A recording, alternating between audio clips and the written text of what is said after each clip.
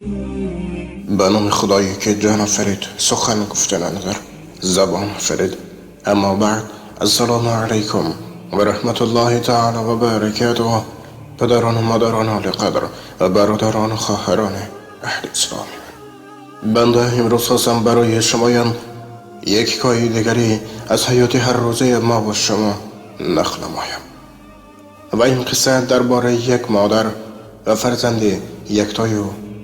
و پیش از همه ناگفته نماند که امروزها بسیار مادران با واسطه زنگ‌های تلفنی و اسمس‌های اینترنتی به ما میرسانند که فرزندان آنها به قدر پدر و مادر نمیرسد و به سخن‌های بی اساس همسر خود باور کرده مادر یا پدر خود را در کوچه خارزار میگذراند. استغفر الله. بنده در چندین سبدهای خود یک آیت قرآن که برای هر یک بنده مؤمن هم فرض و هم قرض بودنی عزت و احترام پدر و مادر را بیان می کند خوانده بودم.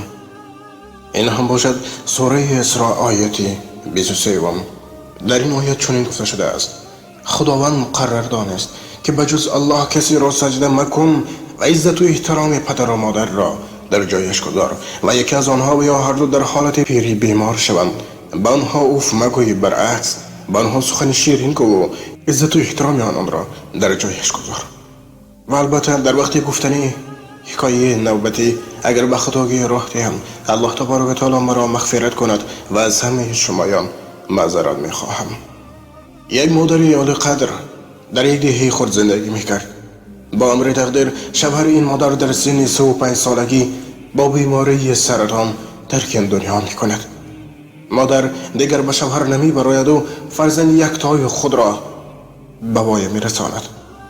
این مادر در ساحه آموزگاری کار میکرد و هر روز فرزند خردسال خود را همراه خود به مکتب و به آن جایی که میرفت همراه خود گرفته میبرد.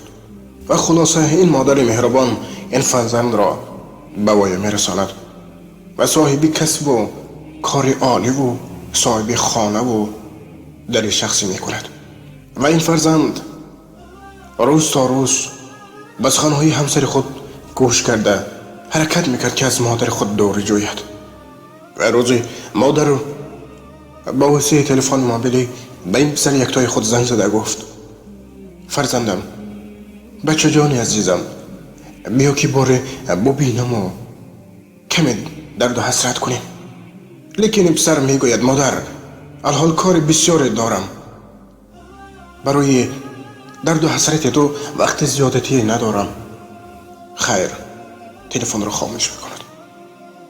مادر گریه و ناله زیاد میکند و به خداوند دعا میکند که پروردگارا فرزند مرا خود نگهبان باش. و چند ماه دیگر میگذرد.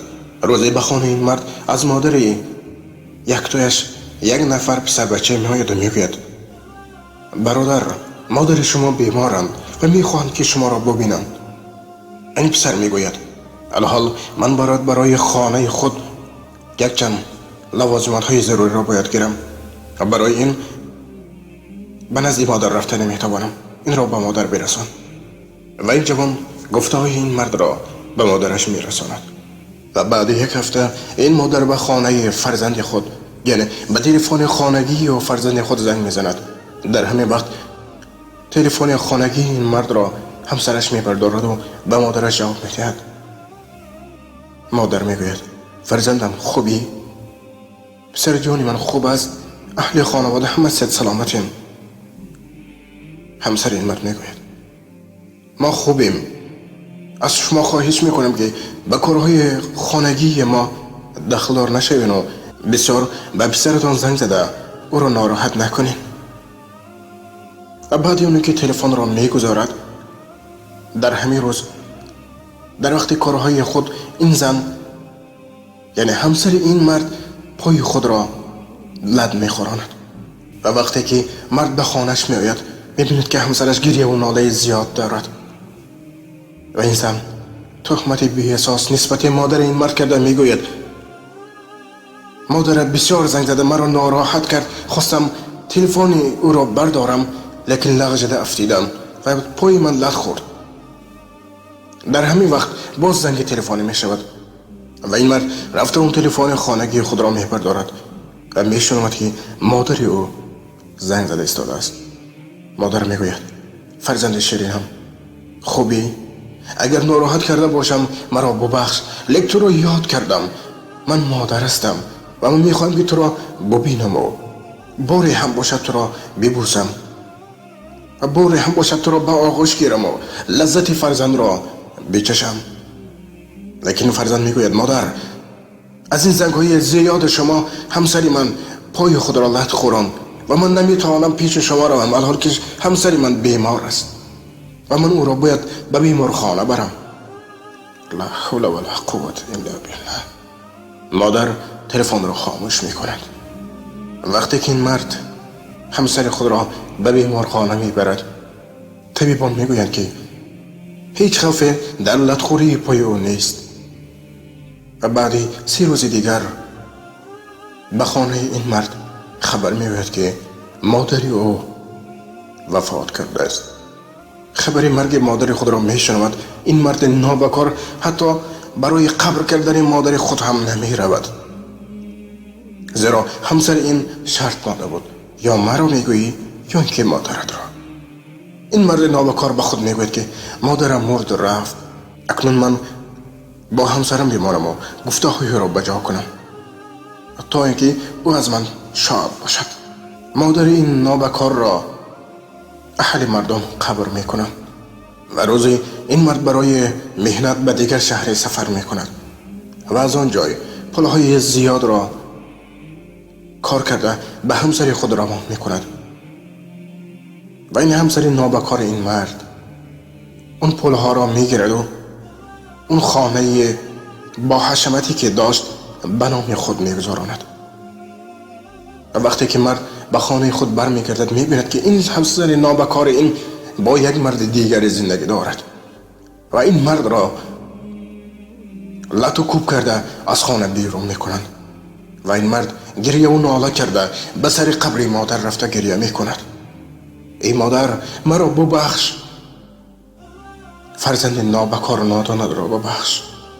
برادران و خواهران علی قدر، به حرمت خداوند به قدر پدر و مادر تا وقتی که زنده اند برسیم. وقتی که پدر و مادر ترک این دنیا کرد، اون سنگ های قیمت بها و اون قبرهای سنگ سیاهدار هیچ فایده ندارد، چون که یک شب رنجی که مادر کشید با 2 جهانش نتوان برکشید. ما فرزندان در این دنیا خطاگی های زیاد داریم، لیکن وقتی که پدر و مادر داریم روین از پدر و مادر عذر پرسیده از حال و احوال آنان خبر گیرین تا اینکه مثل این فرزند نابکار روزی صدها پشیمان شده خود را به هر جای نذارین. و ای خواهرانی که شوهران خود را نسبت مادر یا پدری او دشمن می سازین، استغفر الله گفته از این کار بعد خود را خودداری کنین. پدر و مادر سایبان خاندان، داغوی خاندان، فیض و برکت خاندان. آنها هیچ وقت نمیخواهند که نسبت شما یک کار خطایی شود یا نمیخواهند که شما یک کار خطایی کنین. از این لحاظ تربیت و پند در سایه زیاد میدهند تا در آینده شما راه خوبی خود را دریافت کنین. خب بهر رضاگی الله تبارک و تعالی عزت و احترام پدر و مادر را اگر در جایش گذاشتین، انشاءالله عزت و احترام میبینین. و اگر نه، پدر و مادر شوهر خود را و یا عموما پدر و مادر را خارزار کردین، وای بر حال شما برین فرزند. این را بین که الله تبارک و تعالی فرمان میدهد، امر میکند که ای بنده، ای فرزند آدم، به پدر و مادر، به والدینی که داری هیچگاه اوف مگوی. تو فقط قرض فرزندی خود را اجرا کن، به آنها داد مزن، در نزد آنها سیاست و دیگر مکن، زیرا قدر اونان در پیشگاه خداوند از تو دید صدها مراتب بلندتر است. پس به حرمت خدا ای فرزندی که پدر و مادر داری. ای بنده ای که خود را مؤمن و بنده ای الله تبارک و تعالی می شماری.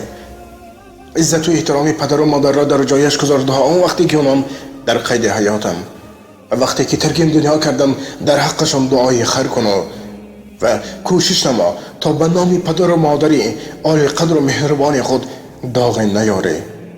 ای برادر، ای خواهر، ای فرزند آدم، در این دنیای دو روزه فقط این روز را بدان و قدر پدر و مادر خود را در جایش گذار، زیرا فردا فقط در اختیار الله هست. شاید این نفس های ما آخرین باشد، شاید این دقیقه ها برای اون کسی که مادر خود را یا پدر خود را رنج داد آخرین باشد. پس به حرمت خدا ای برادر من، ای خواهر مؤمنه من، پدر و مادر نعمت بی‌بهای الله تعالی است. پس به قدر اونان برسو، هیچگاه به آنها اف مگوی تا اینکه روزی آخرت شرمنده این دنیا و آخرت مگردی.